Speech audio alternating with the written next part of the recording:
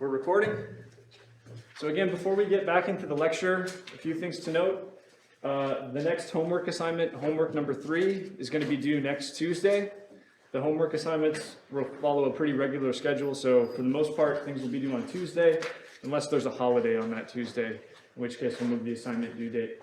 There's a worksheet and some problems from the textbook. As always, you can find this stuff on Canvas.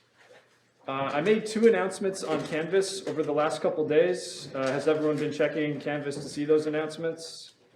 Okay, so the first thing to note is the upcoming quiz. So next time we meet for lecture, which is Thursday, we're going to have a quiz at the very start of lecture. As I mentioned before, quizzes are pretty short for the most part, so I expect this will take no more than 15 minutes to do the quiz. And just to give you a sense as to what the topic will be, so you know what to study, it's going to cover the stuff we talked about in chapter 1, which is unit conversions, significant figures in calculations, and scientific notation to express large or small numbers. Okay, so the quiz should be pretty straightforward as long as you have a pretty good grasp on these topics from the first chapter. What was the other thing I was going to say? Oh yeah, homework solutions. So the first assignment that you turned in last week has been graded, and I'll pass back the graded assignments in your lab section. So in general, that's where you'll get your graded work back is in lab. There's just not enough time to really do that here. But you should know that there's going to be a solution posted to every single homework assignment a week after the due date. So that means the first assignment has the solution posted. Do you all know where to find that on Canvas? Just go to Canvas, you go to Files, and then there's a folder that says Homework Solutions. So you'll find it there. Okay? So if there's anything you miss on the homework, just be sure to go back to the solutions to make sure you understand, if you missed a question, what happened there. Okay? Any questions about that stuff before we get started? Okay, so if you recall, we are now on chapter 3 of the textbook, which is about kinematics in 1 dimension. So what we did last week is we derived what are called the kinematic equations. These are things that relate velocity and position of an object that is undergoing constant acceleration. Okay? And we've gone through a couple examples already. We're going to just continue going through more examples so we get familiar and comfortable with using the kinematic equations. So this is the problem we're going to start on. And actually for this one, let's just do it together as a class. But here's what it says. A plane can accelerate down a runway at a constant rate of 2 meters per second squared. The plane must reach a takeoff speed of 27.8 meters per second in order to actually lift off. So this looks similar to the one we ended on last week, but it's a bit different. The question here is, what length of runway do we need for the plane to actually take off? So you can imagine that if the runway is too short, the plane will accelerate all the way to the end of the runway and be unable to take off. Okay, so there's some kind of minimum length of runway we need in order to actually reach that final speed and take off. So the question is, what is that length? In order to do this, we're going to use this kinematic equation that's shown at the bottom of the slide. Okay, so what I would suggest for pretty much any kinematics problem you do is to start off with a picture. Okay, so let's draw the runway itself. And of course, there's a certain length to it. But generally, in one-dimensional kinematics, we keep track of where things are located using the x-axis. So what I'm going to draw on top of that picture is the x-axis, and we'll just have it pointing to the right, down the runway. Now the thing is, the x-axis is just something I'm kind of inventing. I'm just drawing it on my diagram. So I'm free to put the origin, that is x equals 0, wherever I want. Okay, so let's just say I want to put it over here at the start of the runway. That will be x equals 0. Then the end of the runway, well, we don't know how long it is, right? If it was 200 meters, that would be x equals 200 meters. If it was 300 meters, that would be x equals 300 meters. But we don't know what it is. So let's just call that some unknown x. which we're going to solve for. Okay? Now what's going on when the plane is at the start of the runway? This is going to be a bad drawing. Okay, there we go. It's a plane. How fast is the plane moving when it's at the start of the runway? In other words, what is the velocity of the plane? 0. 0, right? I mean, in order to start moving down the runway, you have to start at 0 velocity, okay? So that's going to be v0, my initial velocity, okay? But by the time we reach the end of the runway, the idea is, hopefully by that point, we'll have reached our takeoff speed, right? And what is that necessary takeoff speed? It's just stated in the problem. 27.8. It's 27.8 meters per second. So we need to go from 0 to 27.8 meters per second as we go across the entire length of the runway. Okay, this needs to happen. All right, so let's go to the kinematic equation then.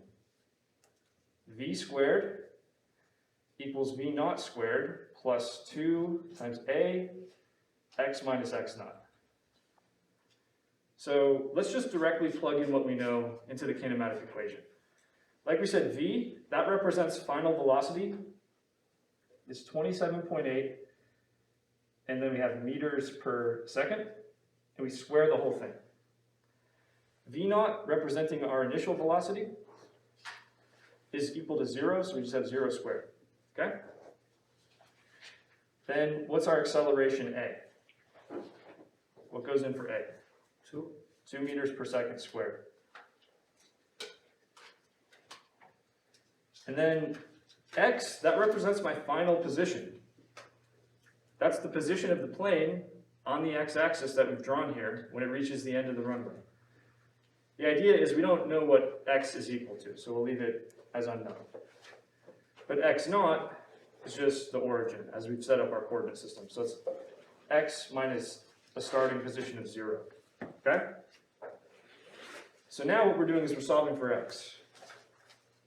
X equals, basically if I want to solve for x, I just need to divide out 2 times 2, throw it on this side, and I've just isolated x on this side. So x is equal to 27.8 meters per second, square that whole thing, divided by 2 times 2.00 meters per second squared. Now someone out there, can you crunch these numbers for me and tell me what it comes out to?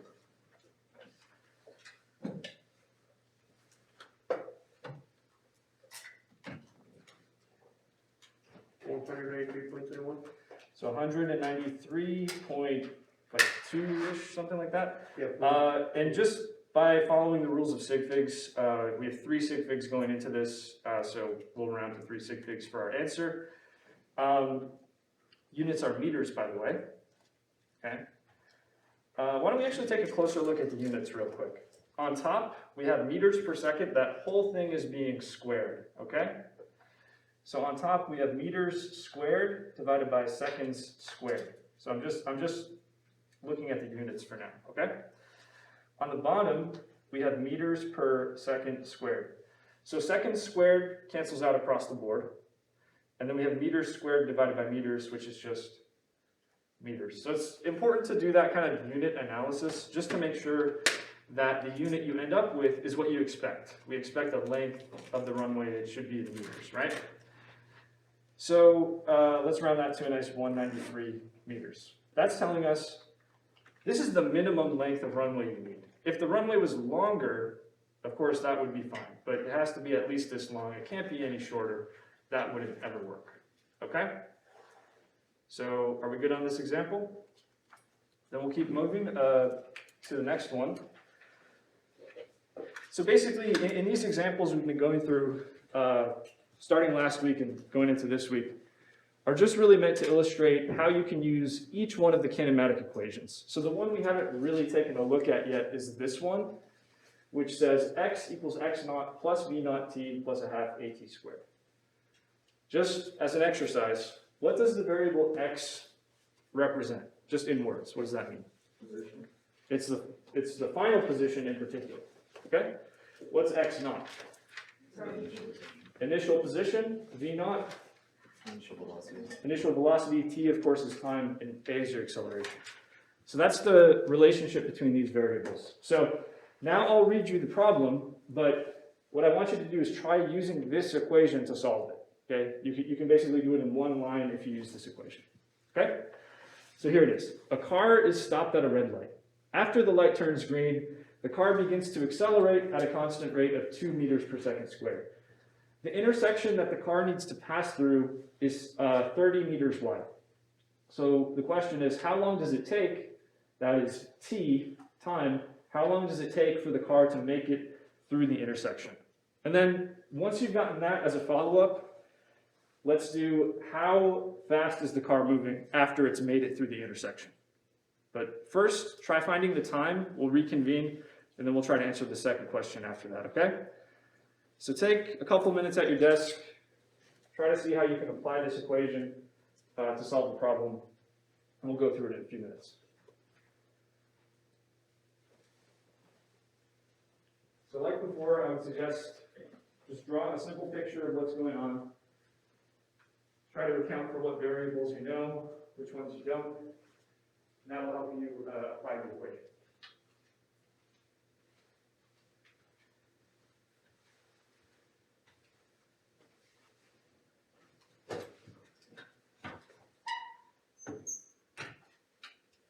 You're on the right track here. What should you say about the email?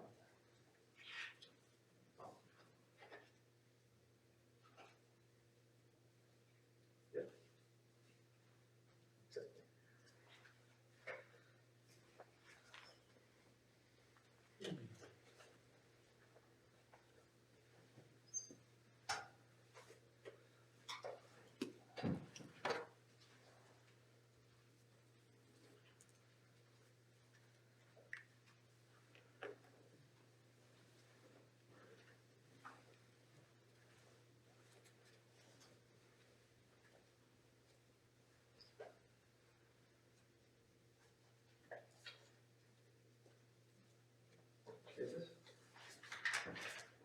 Nice.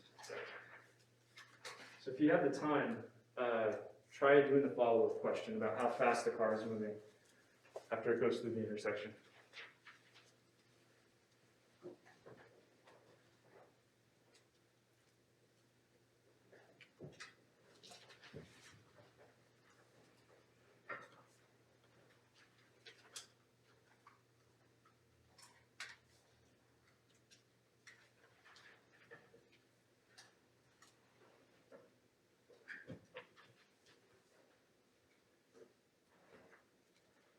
Did you get this one? Yeah. You're very close. Just do that last step, you know the answer.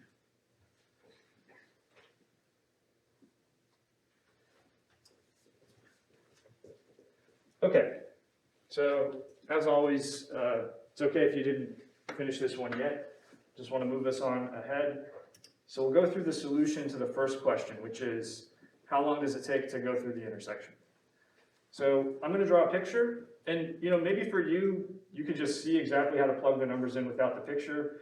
But for more complicated problems, the picture is really going to help. So just get in the habit of doing this.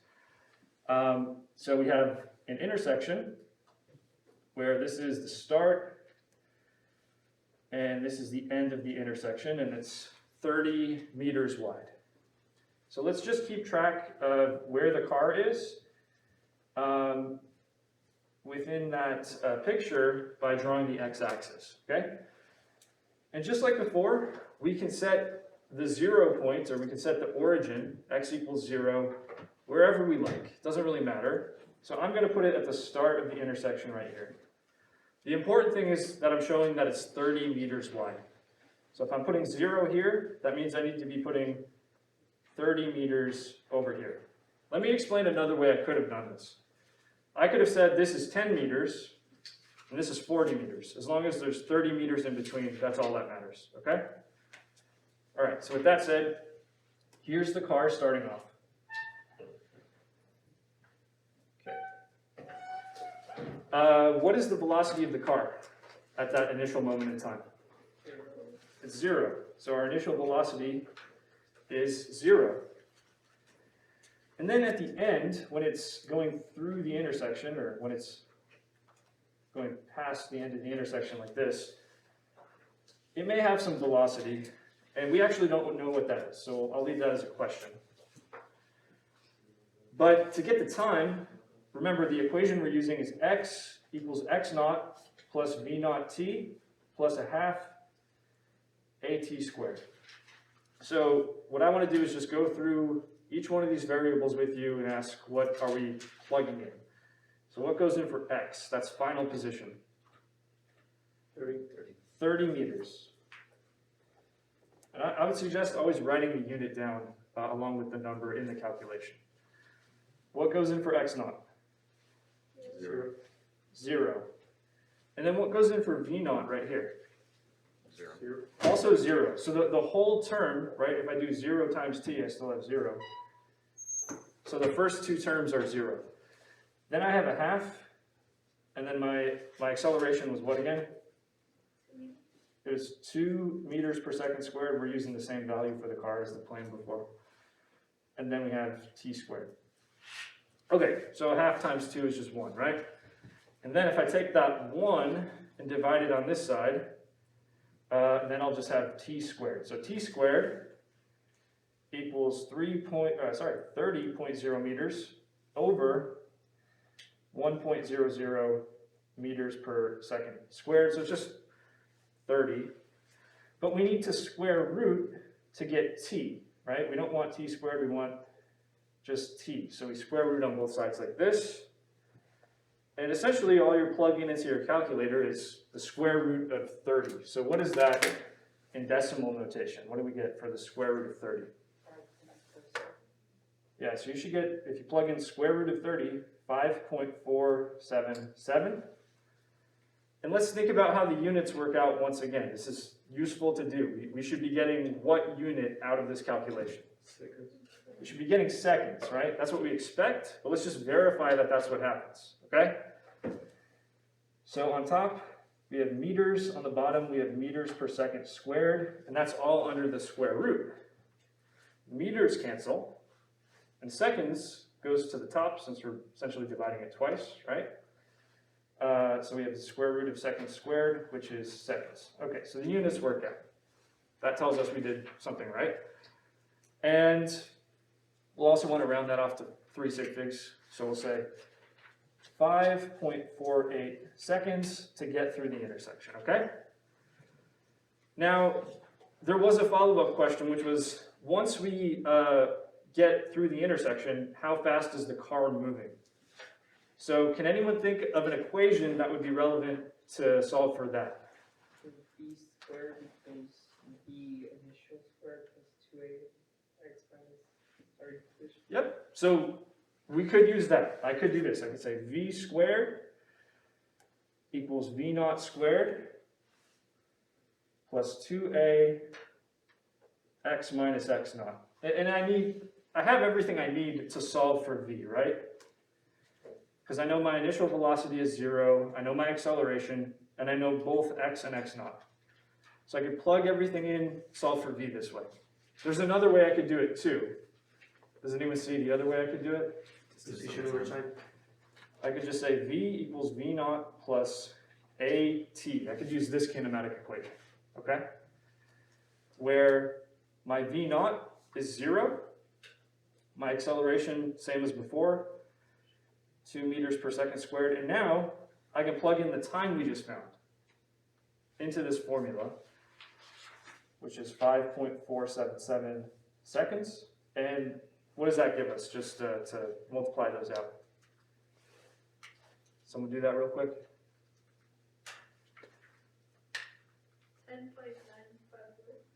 10.95 meters per second, and then we'll just round that to 3 sig figs, which actually would take us up to 11.0 meters per second. So it takes about 5.5 seconds to get through the intersection. By the time you do get through the intersection, you're going 11 meters per second, okay?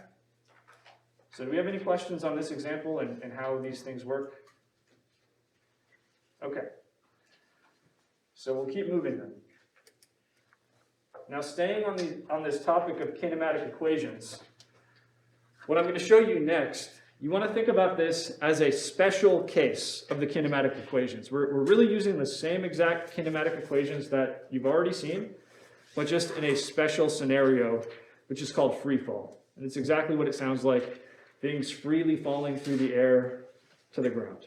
So how do we describe that type of motion? Turns out you can use the same kinematic equations that we just learned about to describe this sort of thing, okay? So let's get into it. And I'm actually going to start off with a question for all of you, just to test your intuition, okay? You may already know the answer to this. That's fine if you do. So we have two objects. One of them is a 5 kilogram bowling ball, and the other is a 1 gram feather. And we're just going to drop them from the same height, watch them fall to the ground. Question is, let's imagine we're doing this in a vacuum chamber. Not under normal circumstances where there's air resistance, but in a vacuum chamber, where basically all the air has been removed. Okay, there's no air to impede the motion of these objects as they fall. So under those circumstances, which one is going to hit the ground first? Is it the feather, the bowling ball, or are they going to hit the ground at the same time? So what do we think? Who says it's A? B? C? So you already know this, okay? I'm just making sure you already know this. So the reason, if you were to do this experiment under normal circumstances, that is not in a vacuum chamber, of course, the feather would fall much more slowly, right? But that's just because of air resistance. That's the only reason that's happening. If the only thing influencing the motion of these objects were just gravity with no air resistance, you'd see they'd fall at the same rate. And that's what we're going to concentrate on here. So I'm going to show you a video of this exact experiment. So this is the bowling ball and the feather dropped at the same time in a vacuum chamber, and this is what you see. So there's like a slow motion matrix shot going on, but you can see they're falling at the same rate, right? And of course, they'll impact the ground at the same time. Okay. So when we talk about free fall, what we're talking about is basically what was going on in the video. Free fall is the motion of an object that's moving under the influence of gravity alone and no other forces. So no air resistance or anything else, just gravity pulling it down. The question is, if it's just gravity pulling an object down, how will it move through the air? Okay? So experimentally, we actually know how this works. Every object that's in free fall near the surface of the Earth accelerates down at the exact same rate. And that rate is constant. We call this constant rate g. So lowercase g, that represents the acceleration due to Earth's gravity. It's how fast something will accelerate if it's just in free fall. Has anyone seen this number before? 9.8 meters per second squared. If you've taken any physics before, you'll have seen this number. So g is 9.8 meters per second squared. How do we interpret that? Let's just think about it. G is an acceleration, okay? It has units of acceleration that we've seen before. The fact that it takes on this value, 9.8 meters per second squared, means every second that passes when an object is freely falling, it picks up more and more downward velocity. It's moving faster and faster towards the ground. And every second that passes, it picks up 9.8 meters per second of velocity. Okay, so you just add 9.8 meters per second of velocity for each second that passes to see how its velocity increases towards the ground. Okay? So what are some circumstances where we can think of an object as being in free fall? Well, if I just drop an object and it goes straight down to the ground, that's certainly free fall. So I could start it with no velocity. That's what that would be. Or I could give it an initial kick down. I could like chuck it down like this. So I give it some starting velocity down. Or I could give it some starting velocity down, right? Either way you cut it, it's just moving in a straight vertical line up and down, right? So it's moving in one dimension, and the acceleration that it has is constant. What do we know about one-dimensional motion with constant acceleration? You can use kinematic equations to describe it. Okay, so kinematic equations are perfectly valid when we're talking about free fall. Okay? So does that make sense? We're going to use the same equations as before, just applied to this sort of special situation. One other thing to notice, just want to see where your thinking is. If g is 9.8 meters per second squared on Earth, does that mean it's the same value in other places, like the moon? No. So 9.8 meters per second squared is just for the surface of Earth. If you were to drop something and let it undergo free fall on a different planet or a moon or something, there would be a different value of g. So this just applies to Earth. Okay? All right, so let's now get into the kinematics of free fall. How do we describe the way something is moving when it's in free fall? So before, we were using x for position. And typically, we were thinking about things moving horizontally, like cars driving down a street, something like that. The typical thing to do is for vertical motion to use the y-axis to denote the position of something, okay? So the y-axis is going to be pointing straight up. In the positive direction, usually we're going to we'll take that to be upwards. The negative y direction, that will be downwards, okay? So let's think about it then. We're going to take the same kinematic equations we've seen before, but we'll replace x with y, okay? And for the acceleration, we're going to use g, but we'll put a negative sign on it because if the positive y direction is up, we're going to be accelerating in the negative y direction, which is down. So the acceleration we're going to put into our equations is minus g. That make sense? The negative sign just indicates that we're going down. Okay, so what does our first kinematic equation look like? It looks like this. I'm going to write Vy, just to remind you that it's y motion that's happening and not x motion, is equal to v naught y, that's our initial velocity, minus gt, because I've inserted minus g for the acceleration right there. Okay? What does our second kinematic equation look like? Well, we have y equals y naught, so that's our final position, that's our initial, plus v naught yt minus a half gt squared. So again, there's minus g going in for the acceleration.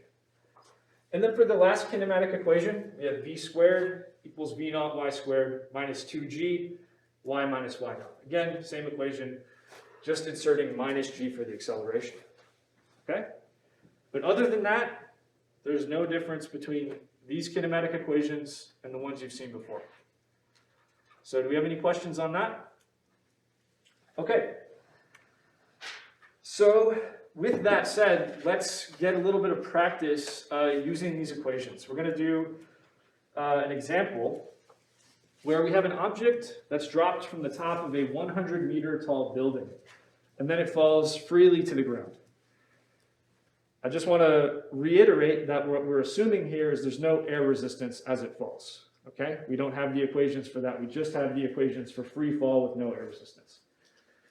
So we have a couple of questions here. How high above street level is the ball, and how fast is it moving after 1 second in free fall? And then same set of questions, but after 2 seconds of free fall, and 3 seconds, and 4 seconds. So notice that this number g, 9.8 meters per second squared, is pretty close to 10. So just to make the numbers come out nice and clean for this activity, we'll approximate g as 10 meters per second squared. Okay, so if we want to know how high above street level the ball is, we should probably use this equation right here, because this tells us what the position of the ball will be if we plug in a time t. If we want to know how fast it's moving, we should probably use this one right here, because that will tell us its velocity. Okay? So let's go through it.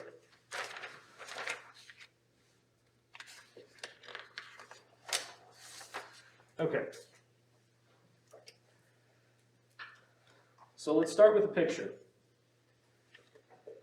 Let's draw the building. And down here is the street. Okay, and then here is the person dropping a ball. And there's where it starts, the very top of the building. What we want to do is keep track of where the ball is at various moments in time. So we'll need a y-axis to do that. I'm going to draw the y-axis right on top of the picture, where the standard thing to do is, again, have the positive y direction be pointing up. Okay? What I'm going to do is set y equals 0. I'm going to put the origin of this coordinate system at street level. Okay? And what does that mean the top of the building is? What is the y coordinate for the top of the building? 100 meters, yeah? Okay, if I'm dropping the ball, that is, I'm not tossing it up into the air and I'm not chucking it down, what is the initial velocity? 0. It's 0, right? It doesn't have any initial velocity. It picks up some velocity as it starts to move down, but it starts off, if you just drop it, with 0 velocity, okay? So what we can say is y0, that's our starting position, is 100 meters. And v0y, our starting velocity, is 0, okay? And then g is approximately 10 meters per second squared. That's what we have. Okay, so let's take our velocity equation. That says Vy equals V naught y minus gt. But what we're inserting for V naught y is 0. What we're putting in for g is 10 meters per second squared. And then there's a t out front. So just take this expression here. You can plug in any value of t and it tells you the velocity. Okay? What about for position? We're going to use this kinematic equation, y equals y naught plus v naught y times t minus a half gt squared. Okay? What will that give us? Y equals, what am I putting in for y naught again? 100 meters. What is my second term equal to? 0. 0, because I don't have any initial velocity. V naught y is 0. And then I have minus a half g, which we're approximating to be 10, and then t squared. So to clean this up a bit, that's just 100 meters. A half of 10 is 5. So we have minus 5 meters per second squared, t squared. So again, plug in any value of t.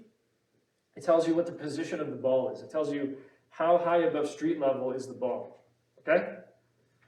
So get your calculators ready, because what we're going to do is make a table, and we're going to use basically this equation right here and this equation right here to tell us what the values are. Okay? So in the table, I'm going to put the time that has passed in seconds since we dropped the ball. I'm going to put the velocity in meters per second. I'm going to put the position above street level in meters. So we'll make a table like this. Let's start with 0 seconds. That's pretty easy, right? If I plug in 0 to the first equation, what comes out? I just get 0 back out. If I plug in 0 to the other equation, I get 100 meters minus 0. So I get 100 meters. That makes sense. We know we start off at 100 meters height with no velocity. But let's now do it for 1 second. So in the first equation, if I plug in 1 second, I have minus 10 times 1 for t. That's what we're putting in for t, right? So what's that? Minus 10 meters per second. The negative sign is telling us what exactly? What does it mean that there's a negative sign here? It means the ball is moving downwards, okay? If the ball were moving upwards, that velocity would have a positive sign, but that's not the case, okay? Okay, let's plug in 1 second to this equation. We get 100 meters minus 5 times 1 squared. What is that? So that would just be 95 meters, right? Okay, what about at 2 seconds? For the velocity, we have minus 10 meters per second squared. T is 2, so we have minus 20. So the downward velocity is getting bigger each second that passes. You see that? By about 10 meters per second. Okay, what if we plug in 2 into this equation? We have 100 meters minus 5 times 2 squared. 2 squared is 4, times 5 is 20. 100 minus 20 is, we get 80. Actually, the units are already here, so I don't need to keep writing them. Okay, what about at 3 seconds? What's our velocity at 3 seconds? It's going to be minus 30. What's our position at 3 seconds? So plug in 3 seconds for t right here. What do you get? So now we're 55 meters off the street. What about at 4 seconds? What's our velocity?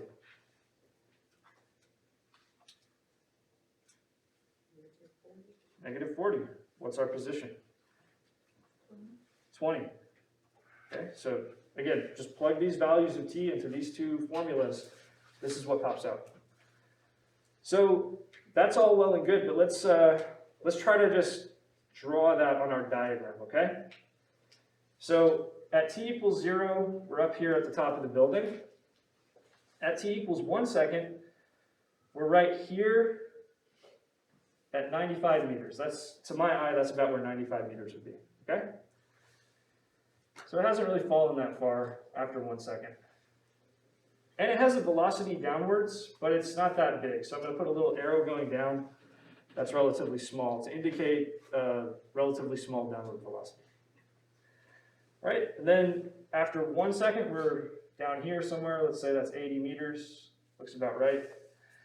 And now our downward velocity is twice what it was before. So I'm going to kind of indicate that with a longer arrow. And that's after 2 seconds in free fall. Okay, after 3 seconds in free fall, we're at 55 meters, which is like just above halfway. And we have a downward velocity that's even bigger than before.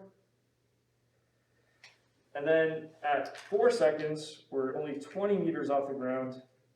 So we're very close to hitting the ground at this point. And our downward velocity is even bigger than before.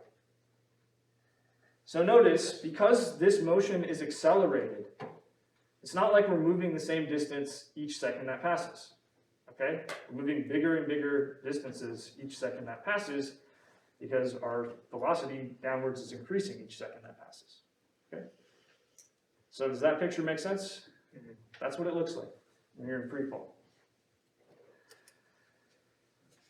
Okay, so let's keep moving.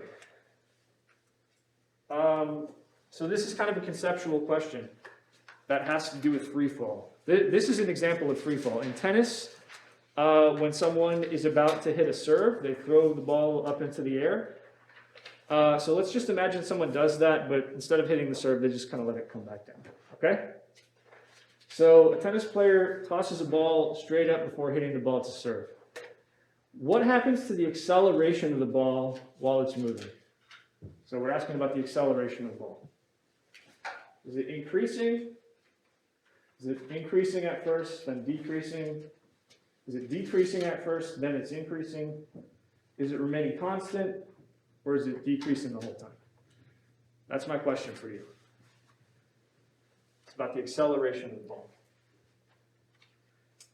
So think about it just for a second, but I want you to go off kind of a gut feeling here, okay? If you don't have a real concrete answer. So who thinks it's going to increase? Answer choice A. Who thinks it's answer choice B? What about C?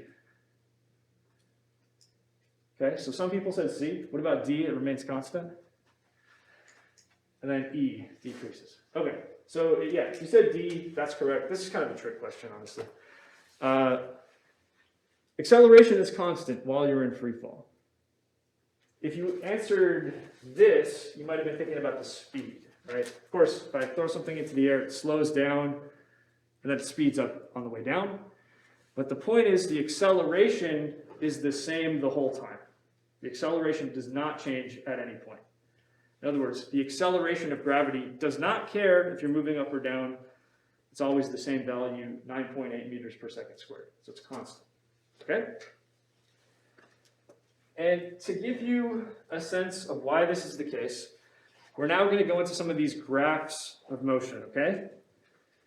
So what do we know about free fall? Let's try to think about what's going on an acceleration versus time graph. So this means I'm plotting the acceleration on the vertical axis, which is AY.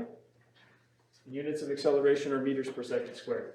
On this axis, I'm going to plot the time. We start at the moment the ball is thrown into the air, and then we end whenever the ball is caught back in the person's hand. Okay? So what do we know about AY? It's just minus G, or minus 9.8 meters per second squared, and that's just a constant value. So we'll put that value on the graph, and just note that it remains at that constant value the whole time. So take a look at this animation. What I'm claiming is that entire time, the ball maintains that same exact acceleration, okay? And hopefully this will be made more clear if we go on to another type of graph. Another type of graph I could show you is velocity versus time. Okay, so what can we say about the velocity of the ball as time goes on? Let's look at that next. Okay, so I'm going to show you the same animation as before, but this time, alongside the animation, we're going to look at a velocity versus time graph. So that means on the vertical axis, we have Vy, meaning the velocity of our ball. It's measured in meters per second. And then we have time on this axis. V0y is going to represent our initial velocity. That means the velocity when the ball leaves the person's hand. Okay, so at the moment it leaves your hand, it has positive velocity, right? But then over time, it slows down, starts moving back down, and on the way down it has negative velocity. Okay? Well, our kinematic equation for velocity says this. Vy equals v naught y minus gt. So if we believe the kinematic equation, that should be what's describing how velocity is changing over time. This just looks like a straight line, right? So we have a constant term here, we have some kind of slope over here, and then we have t here. So that's pretty much the equation for a straight line, which has a negative slope. If our acceleration is negative, the line slopes down like this. Okay? So let's take a look at the animation and the graph at the same time. Okay, so when the ball is on the way up, you see the velocity is in the positive region over here, but it's getting smaller. What happens to the velocity at the moment the ball reaches its highest point? It goes to 0. Okay, so if you throw something into the air, it reaches a peak momentarily at that moment. When it's at its peak, it has 0 velocity. The reason for that is just before it reaches the peak, it's moving up, so it has a positive velocity. And just after, it's moving down. So if I'm going from positive to negative velocity, I have to pass through 0 at some point. Does that make sense? So I'm going from positive to negative, I have to hit 0 at some point. And then the rest of the time, I keep going down with a negative velocity, and that just keeps increasing in terms of the magnitude of it. Okay? So one more time, let's take, sorry, went back too far. Okay. This one, let's take a look at this one more time. It took a while to make this, so you have to see it twice, right? So do we have any questions about this? What this is showing you? All right, cool. So I'm going to show you one more graph, right? We did acceleration versus time, which was just a flat line. We did velocity versus time, which is a line sloping downwards. So now let's do position versus time. What would that look like if we were to graph it? Well, let's go back to the kinematic equation. Y equals y naught plus v naught y times t minus 1/2 gt squared. That's our kinematic equation for position. Well, this is a parabola, isn't it? If you have like some constant term, a t term, and then a t squared term, generally what shape that makes when you graph it is a parabola. And because we have a negative sign here, it's a concave down parabola. So if I plot position y on this axis, time t on this axis, there's our concave down parabola. So again, let's look at the animation and see how the graph kind of tracks along with that and what it means. Okay?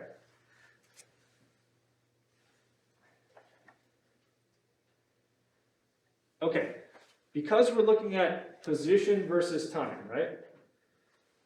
The slope of this graph is what we call our velocity. We have a position versus time graph. We take a look at the slope. That's our velocity. So for the first half of the motion that we see here, the velocity is clearly going to be something positive, right? But if we kind of follow along, looking at the line that goes tangent to the curve, you see the slope decreases and decreases, right? Then when we hit the peak of the motion at the very highest point, the slope actually goes to 0. So that's just what we were saying before, is that at the peak, velocity is going to 0. And then if we keep following it, now we see the tangent line is sloping downwards, which means we have negative velocity. Okay? So pretty much the same information can be gleaned from this graph, but in a slightly different way. So any questions on this? Is this making sense? Okay? So that leads us to just a kind of summary of what we just did here. Okay? I think we went over this last week. Remember, you can have a velocity and you can have an acceleration. If velocity and acceleration have the same sign, that is, they're going the same direction, that means the motion is speeding up. And if they oppose each other, going in opposite directions, that means the motion is slowing down. So again, if we take a look at the ball moving through the air, on the way up, when it's moving up, of course, the speed is decreasing, right? Slowing down. And the reason for that is your velocity and your acceleration are opposing each other. We're going to get into this idea of vectors in the next chapter, but I think it's kind of clear to see your velocity is up, your acceleration is down, they're in opposition to each other. Okay? That's why you're slowing down. But then, once we're on the downward part of the motion, those two vectors are going the same direction. In other words, your velocity, your acceleration are both pointing down, and that's why you speed up. So your acceleration doesn't change. It's always pointing down. It always has the same value. It's your velocity that's changing in this sort of scenario. Okay? All right, so I think I've made the point. So let's move on to something else. What we're going to do are some examples where we get to use the free fall kinematic equations to solve for the motion of some object. So in this case, you're standing on a concrete diving platform which is 2 meters above the water surface of the pool. You go to the edge of this platform and you jump straight up. When you hit the water, your speed is 7 meters per second. So you jump up, go down into the water, and when you hit the water, you're going 7 meters per second. We're going to use g as approximately 10 meters per second squared, just to make the calculations come out a little nicer. And we'll answer a series of questions about this situation, okay? So the first question is this. What was the velocity that you leapt into the air with? So in other words, if we know the velocity that you hit the water with, we should be able to figure out the velocity you started with. So that's what we'll do for the first question. Is everyone clear on what's going on here? We'll draw a picture just to make sure we're all on the same page. Okay. So let's work this one out. So here's the diving platform. And here is the water. The diving platform is 2 meters above the water. To keep track of how things are moving, we'll use a y-axis. And we'll have the positive y direction going up, as always. Now, just remember, I'm free to put the origin wherever I like. So I think what makes sense here is I'll put the origin to be at the water level. And that means up here, where the platform is, what would the y value or the y coordinate of that point be? 2 meters, yeah? Now, just to be clear, I could have done this another way. I could have said the platform is at 0 and the water is at minus 2 meters. It would be the same thing, okay? All right then, so I'm not even going to try to draw a person. I'll just draw a little dot. And the little dot jumps up into the air with some initial velocity, which we don't know, but it's called v naught y. It moves up for a while, hits some kind of maximum height, then comes back down and lands into the water. So we do know the velocity when the diver lands in the water. We'll call that the final velocity vy. And what was the value there? 7 meters per second. But I should put a negative sign on that since we're moving downwards. Okay? So the speed is 7 meters per second, but the velocity includes the direction you're going, so it's negative 7 meters per second. Okay. So here, for the first question, we've outlined the scenario. We know the initial position, y0, is equal to 2 meters. That's where you start. We know the final position is 0 because we end up in the water. We don't know the initial velocity, but we do know the final velocity.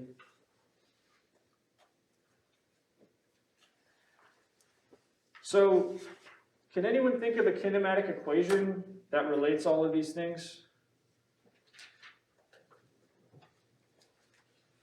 There's more than one way to solve this, but if we just want to do it with the least amount of work, let's just pick a kinematic equation that has all of the known variables, so we can plug those in, and then it also has the unknown variable. There's only one that really fits that description. V squared is equal to Yep. V naught squared plus. Yep, so it's this one. Vy squared equals v naught y squared minus 2g y minus y naught.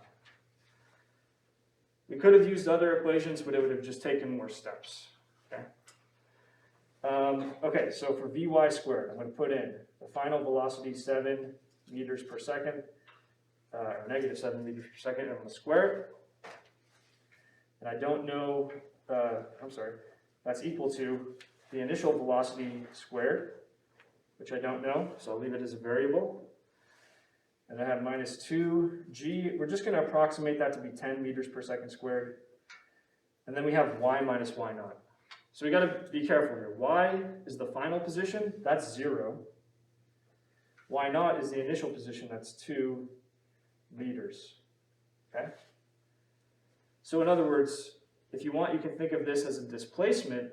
Our displacement is downwards, so we should have something negative inside of that. Okay?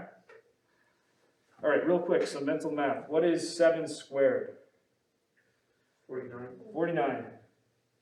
And the negative sign drops out when we square it. So it's 49 units are meters squared over seconds squared. That equals v naught y squared. Okay, what's going on here? I have minus 2, and then I have 10, and then I have another minus 2, all multiplied together. So that's 40, right? Positive 40. The two negative signs cancel each other out. And what are the units? We have meters times meters on top, and then we just have seconds squared on the bottom. So again, it's good to write the units down, because what am I going to do next? I'm going to combine these two terms. They better have the same units, otherwise it doesn't even make sense to combine them, okay? So 49 minus 40, that's just 9, right? So we have 9 meters squared per second squared, equaling v naught y squared. But what I want to do is solve for v naught y, so I better square root on both sides. Square root of 9 is equal to 3.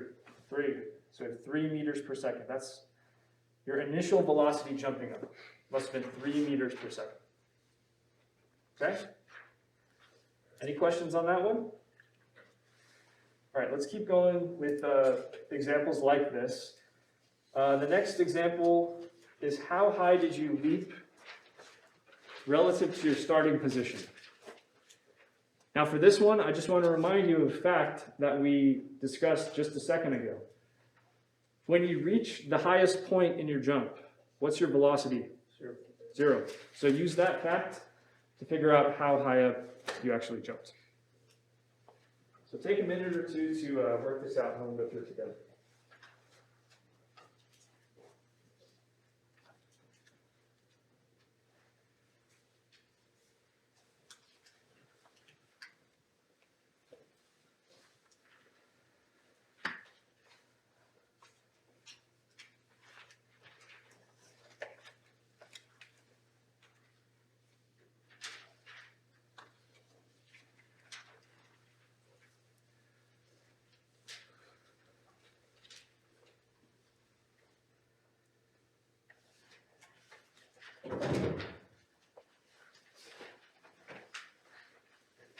So a hint would be, try using the same kinematic equation we just used. You should be able to solve it that way.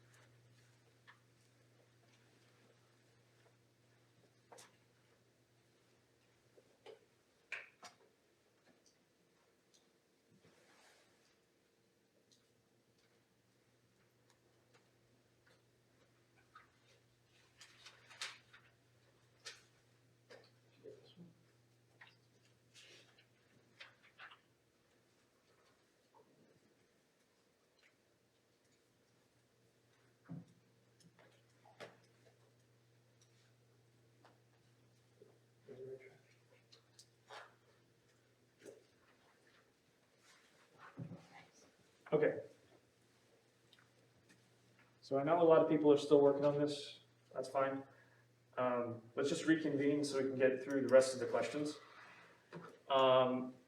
So in this second question, we can use the same picture we already put on the page, but we're asking a slightly different question about what's happening here. So let's just take note of the fact that at the peak, Vy is equal to 0. So let's consider just the motion starting at the jump and then ending at the moment when you reach the peak. So instead of thinking about the whole dive, for this question, we're just thinking of starting here and ending here, okay?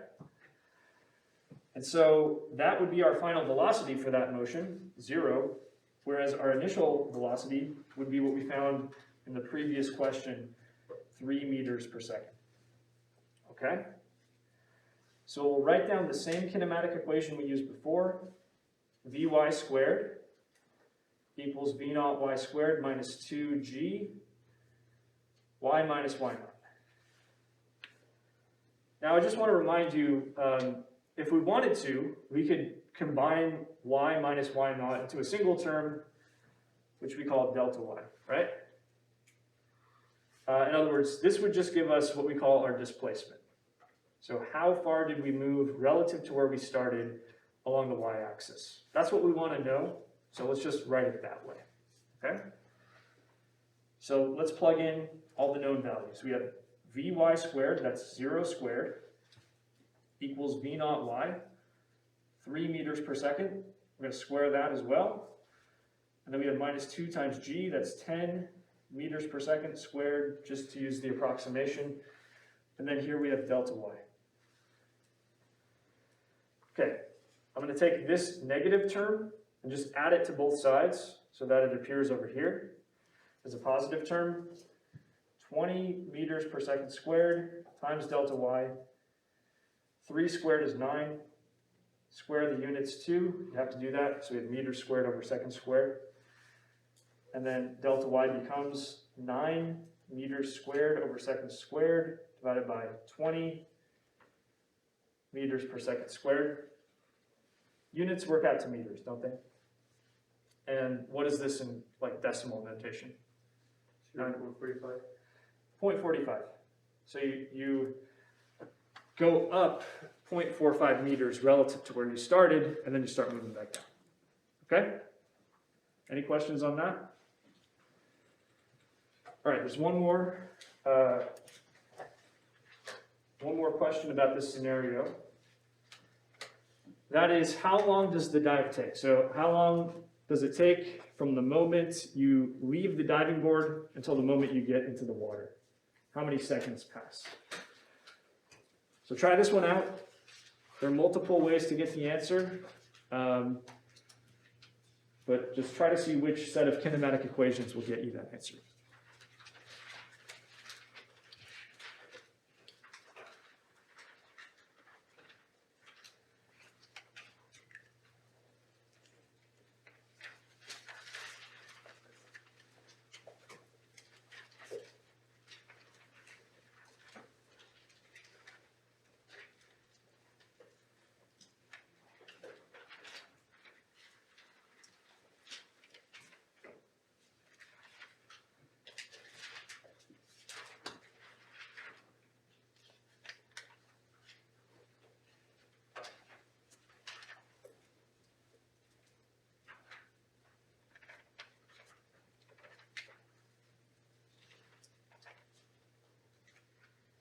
That's a good way to do it.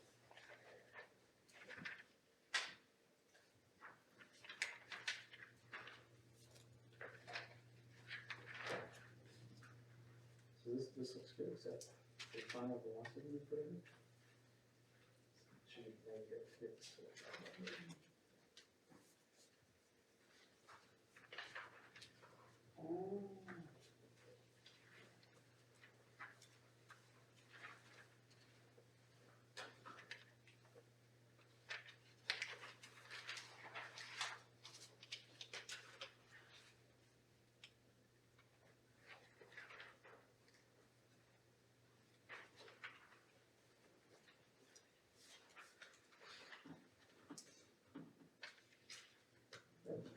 You just keep going with that.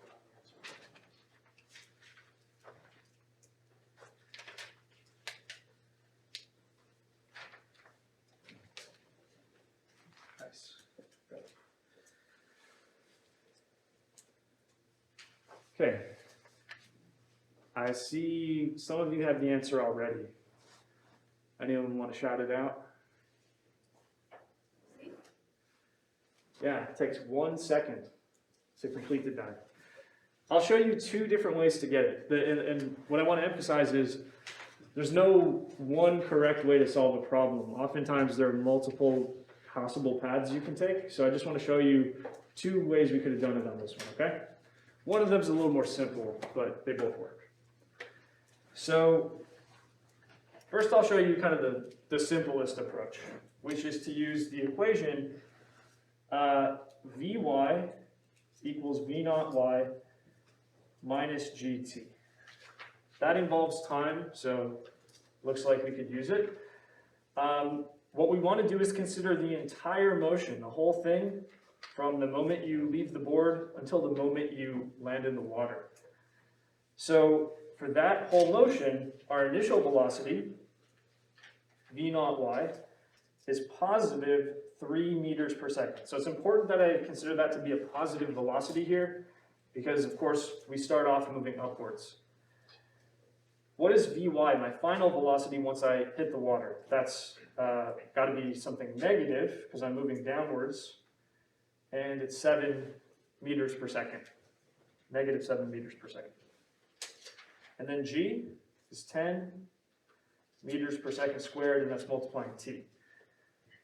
So this is pretty easy to solve. We have we can do minus 3 meters per second on both sides to give us minus 10 meters per second on the left side, equaling minus 10 meters per second squared times T on the right side. So clearly T is just minus 10 meters per second over minus 10 meters per second squared. That's just one second. Okay, does anyone know the other way to do this? Did anyone try this a different way? Yeah. I used the second, what's called equation, and So that's the one that says y equals y naught. but at the end you have to use like the quadratic equation. Yes, good. So you see where this is going. Very good. I can use this equation, which says y equals y naught plus v naught y times t minus a half gt squared. This will work. Let's see what happens when we put in the values that we know. So what goes in for y? That represents our final position once we land in the water. So what's the position when you land in the water? 0. What's y naught? 2 meters. And then v naught y is 3 meters per second. That's multiplying t, which is what we're trying to solve for. And then I have minus a half. G is 10 meters per second squared. And then we have t squared. Okay, if I want to solve for t here, just like you said, I need to use the quadratic formula. Okay? So can anyone just recite the quadratic formula? You remember this, how this goes? Minus b T equals minus b plus minus plus minus. the square root of b squared minus 2ac It's actually 4ac Oh, right yeah. here. Yep. over 2a. All right, good. So that's what we call the quadratic formula. And it would apply here when we have a quadratic expression. What's my a term? 5. I'd actually have to be careful to plug in a equals minus 5 meters per second squared. So the signs really make a difference here. What would my b term be? It would be this one. So your a term is what's multiplying your variable squared. Your b term is what's just multiplying the variable without squaring it. That would be 3 meters per second. And then, of course, the constant term is your c term. So, if you plug those into the quadratic formula,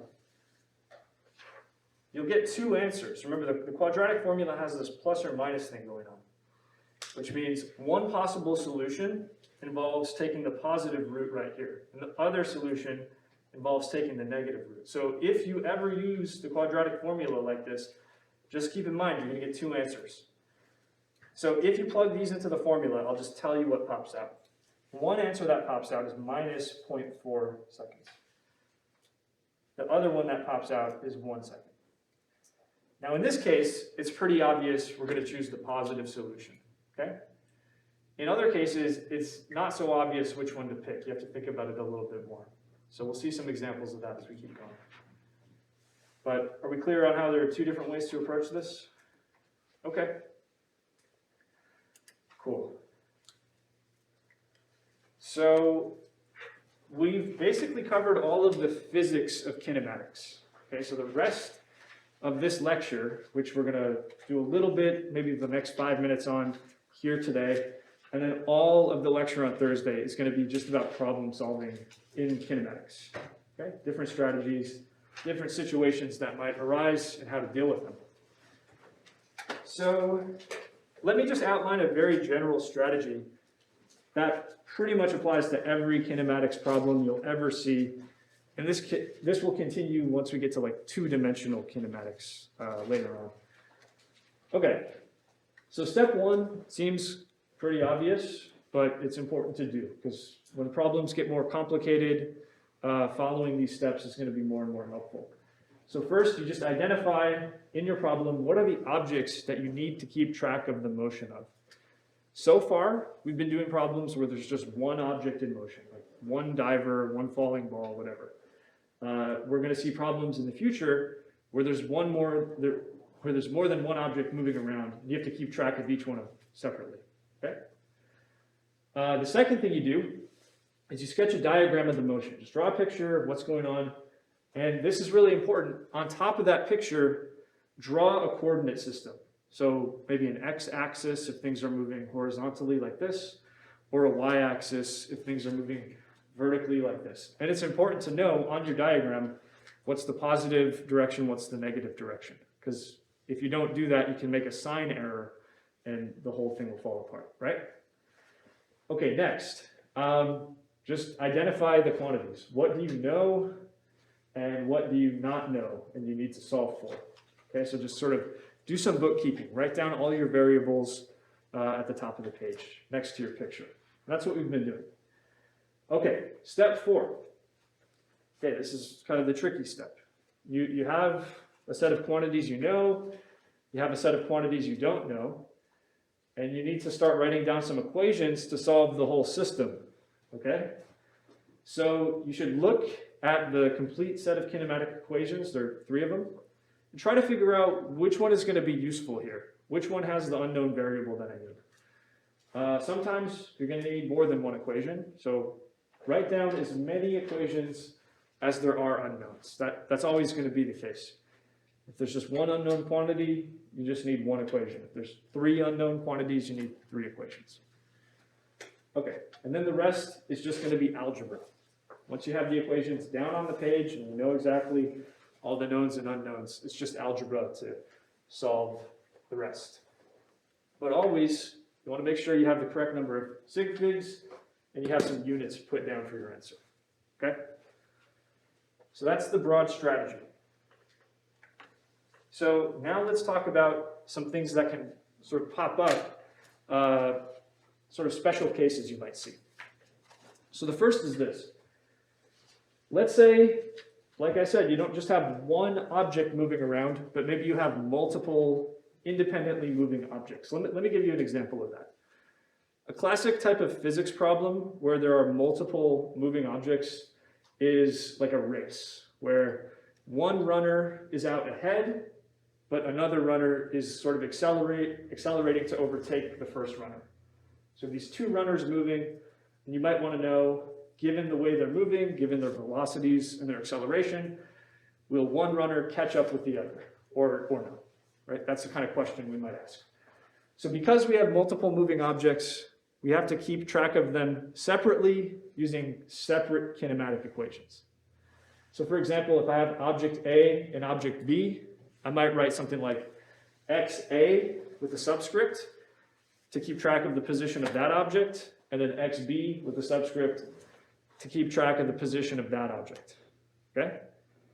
So when you have these multiple objects moving around, one thing we commonly want to know is, do they meet each other? Do they collide with each other?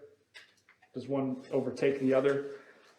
If that's the case, if the 2 objects meet at some moment in time, that means their positions are equal to each other. Does that make sense? one object meets another object that has the same position. So in this case, we'd say XA is equal to XB. Okay, that's the kind of thing we'll see. And then the last thing to say here is that sometimes you're going to encounter a situation where you need to use the quadratic formula. We just saw an example of that, right? Remember, the quadratic formula allows you to solve any equation that has this form. Ax squared plus bx plus c equals 0. Or sometimes this variable won't be x, it will be time. But whatever the case may be, that's a quadratic expression. And this is how we solve it, using this formula. It has two solutions, okay? So you're going to have to actually pick which one is the correct solution, all right? It's not just going to fall out of the equation. So given the context of the problem, one of those solutions will be the right one. And you'll have to figure that out. We'll see an example of that on Thursday, but I think we'll have to end it here, okay? So see you on Thursday.